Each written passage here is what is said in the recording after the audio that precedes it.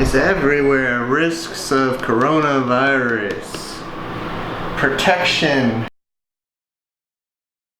Not a bad view, huh? Just been bouncing around here in Manila, different apartments, still settling in. And today I just kind of want to give the story of how did I get to be on the other side of Asia while my wife and kids are in the middle of the coronavirus. Let's talk about that today.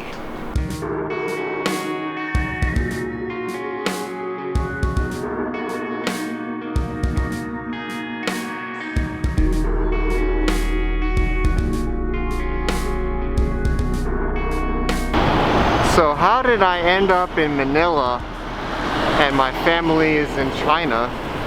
It didn't mean to be. Obviously this happened where we're all wearing masks, but I'll start from the beginning.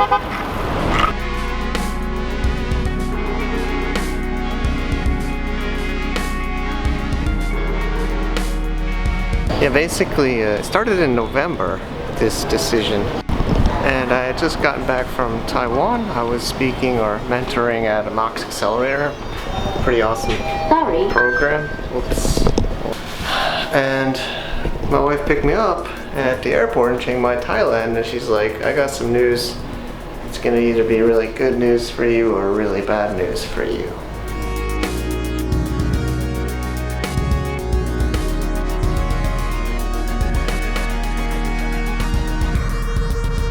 Actually, meditation has been really helpful for me, so I was really exhausted coming back from Taiwan to Thailand. Some people confuse those two places.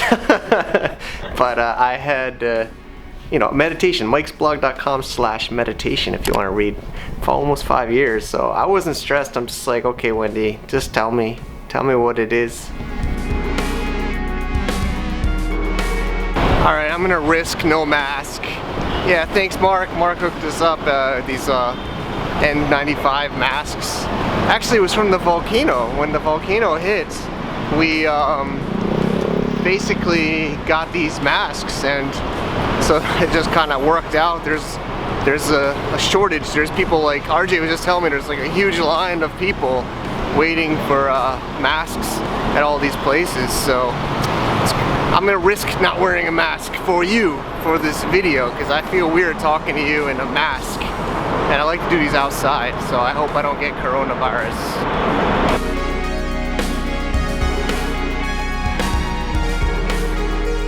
So back to the story, my meditation and my Zen and my, should I jaywalk while I do a vlog? Anyways, basically, I'm like, just tell me already. And so she's like, my mom is really sick and she had cancer and she had 5 days of surgery and nobody told me, and I just found out, and I need to go back and spend time with her. I need to take care of my mom and also my dad, and so it's just like that. It's like boom, dropped it like that.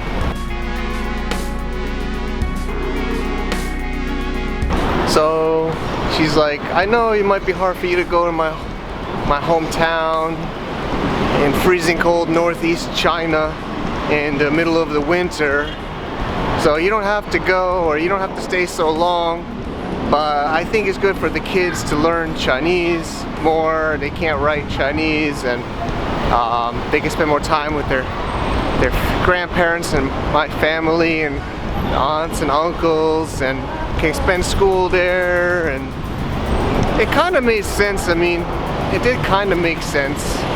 So we were talking about it, and it's not like it was not like a question or a decision. It was a statement, I would say.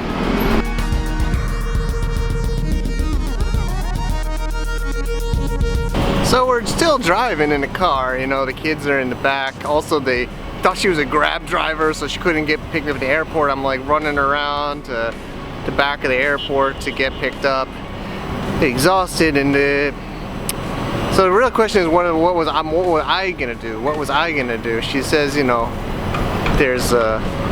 has a big family in her hometown, so she says that she would take, didn't need me to be there. And I know they have a huge family, and it's like this a big apartment complex, so she would be fine up there. It's her hometown, and grandma, grandpa, and aunts and uncles, and all these other family. You saw some of our previous vlogs.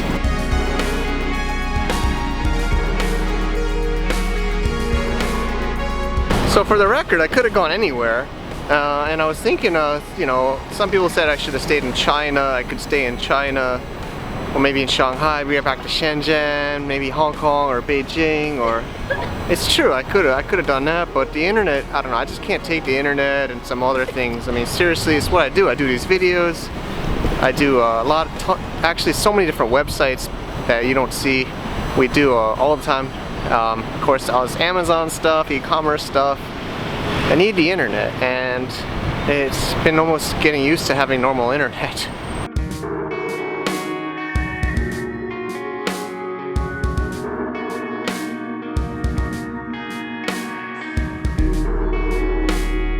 Been bouncing around apartments too, just so you know. You can see me in different places. I've been staying at Mark's spare place, and then I'm in another apartment now. This is an awesome view, but I'm switching to another place, so that's where all the walking around is, and I thought I would share a story. I was just down there recording with you guys. There's Burgos Circle in BGC. It's a pretty cool little place. It's a little bubble of expats in the middle of Manila.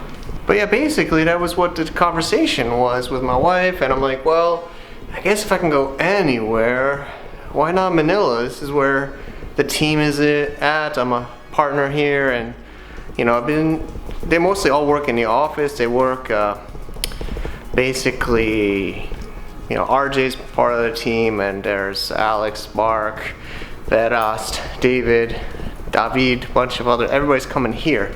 So I was like, I guess it makes sense, right? I can come down here, spend some time with the team here, see what's going on, add some value, do some training, do some speaking, do some content, and then bring the whole family back together in Thailand in the summer. That's the plan. That's the plan.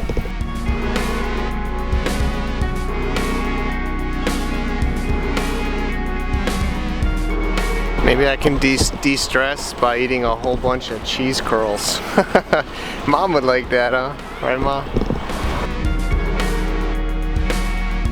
Buying some stuff for the place. Just some small stuff. Don't want to stock up too much, but I don't know. So that's the story, okay? I mean, the plan is to visit China a couple of times, but yeah, this news has just made me lose a little bit of sleep, get a little teary-eyed. I don't know, can I go there? Could I even get into the complex?